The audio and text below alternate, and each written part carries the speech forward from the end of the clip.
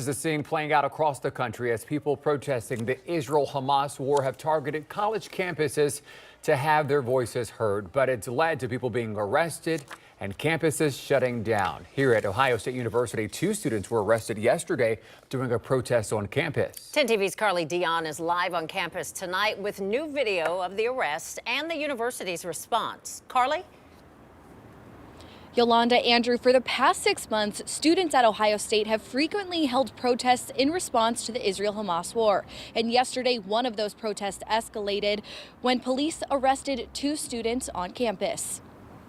There were a couple of individuals who became disruptive, and we have well-established university policy about disrupting university business. Ohio State spokesperson Ben Johnson says when students became too disruptive and would not stop when officials asked them to, that's when police stepped in and arrested them.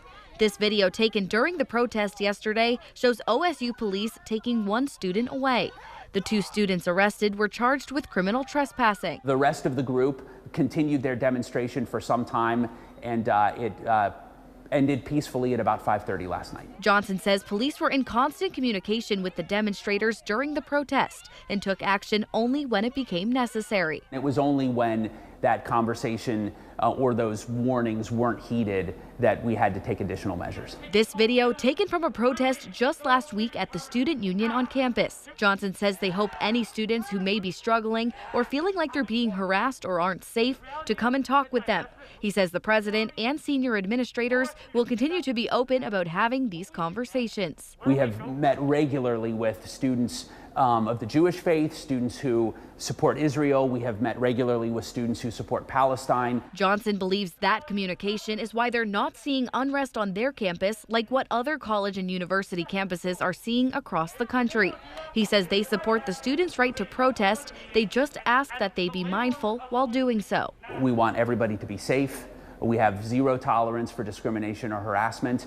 We will step in if there's a threat of violence, and people have to follow the space rules and can't disrupt the business of the university.